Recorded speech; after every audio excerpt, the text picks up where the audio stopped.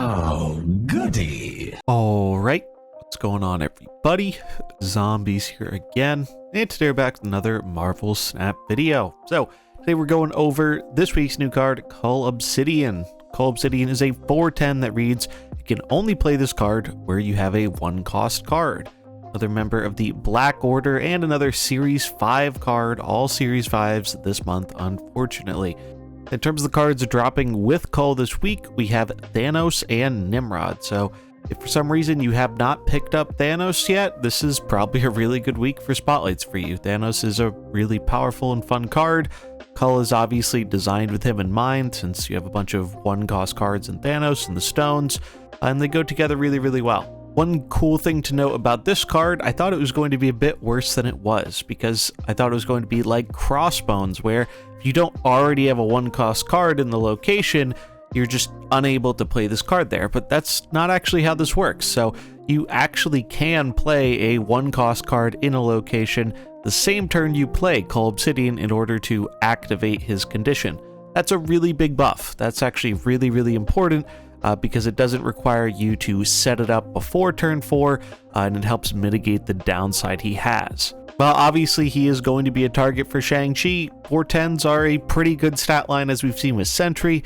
Obviously Sentry got a little bit better with Annihilus, but the nice thing about Cull is as long as you can just get him down with a 1-drop, you don't have to worry about mitigating that downside, because there really isn't much downside to this card, which makes it pretty powerful. So yeah, in general, I think it's a fairly decent spotlight week. I don't think Cull is a must-get card, though. I could be wrong about it, but I think it is going to be fairly niche. If you like Thanos a lot, I would probably get this card. But outside of that, I'm not sure if this is going to see a crazy amount of play, even though it seems like a solid card. Obviously good in Zabu decks. And then Nimrod definitely on the more niche tier of card. Not a bad card. There's some decks that certainly like it, but doesn't see a whole ton of play in a bunch of different decks. It's very specific where that card goes. I'm going to be opening this week, grab Cull just to mess around with, and that Thanos variant, because I really like the comic ones, but in terms of if it's going to be, one of the best cards this month, I'm not too sure. I'm a little bit more looking forward to the discard cards coming up later in the month, and I really like Supergiant too, so actually I think Cull is on the lower end of the spectrum for me, but overall I think it's a fairly solid card. Let's take a look at our day 1 decks for him. Alright, so first up we have probably the simplest deck to make here, and that is just a slight side grade to Thanos Lockjaw. Thanos Lockjaw is undisputably the best Thanos deck right now, and I expect that to remain the case with the release of Cull Obsidian. The main notable thing here is the fact that Cull is really good with Scar. It pops out of the Lockjaw, helps reduce your Scar. Even if you just play it, also helps reduce your Scar, which is really, really nice, because cheaper Scars are better Scars. And on top of that, we are also including Black Swan here. I've found Swan to be kind of mid in Thanos overall. Not great, not terrible, but I do think Cull makes her a bit better, as this enables you to play a 3/5 on 3 in order to play a stone on turn 4 and get your Cull Obsidian out. Cull is also kind of cool, because if you get a time stone on turn 2, you can use it to ramp him out on 3, and 3/10, pretty good stat line. And again, just another powerful thing to pop out of your Lockjaw. Do keep in mind, though, that because he is not a 6 or 1-cost card, he will be vulnerable to Shang-Chi, unlike some of your other big threats like Blob, Thanos, Scar, and Magneto. But we already had that issue with Dino in a way, so I actually don't think it's that big of a deal, because if there's any deck that can handle its big thing getting Shang-Chi'd, or one of its big things getting hit, it's definitely Thanos Lockjaw, because it just has a lot of big things, so it's okay if one of them dies. But yeah, if you're looking for just the most powerful deck to throw this card in, I think it's got to be Thanos Lockjaw. And then another direction we can go in here is Thanos Zoo. So I think this isn't as strong as Thanos Lockjaw is, because that deck just cheats an insane amount of mana, gets a bunch of big things into play, but this one's not too bad either, and it's a lot of fun to play. Again, making use of both Black Swan and Cull Obsidian. Black Swan, good with the stones, good with our other 1-drops. We have Dazzler, who gets really big, given the fact that we're spamming things all across the board. Armor for a bit of protection for Cull mainly, but also can help against Thanos, bad locations, and keeping our 1-drops safe. We're opting to run Armor over Chiera, just because Armor protects Cull, and it's a lower spot on the curve. In terms of the other 1-drops we're running in this deck alongside the stones, we have the Hood, who has good synergy with Valkyrie and Nico. very much been a fan of this card in the Thanos Zoo style decks. Ant-Man, just good in general with Zoo decks, good with Valkyrie. Echo as a means of dealing with opposing Miss Marvels, making it more awkward for them or other ongoing cards. This could also be a different tech card like Rogue. This is kind of your flex spot in my opinion, but we're trying out Echo here for this one. And then Nico, just one of the best and most flexible 1-drops in the game. Kazar and Blue Marvel to buff things up, Valkyrie to flip a lane, and obviously Thanos so we can get all those good stones in our deck. Then we have Monkey Bounce. So this is an interesting one. I played a similar list to this. It just had Werewolf by Night instead of Cull Obsidian.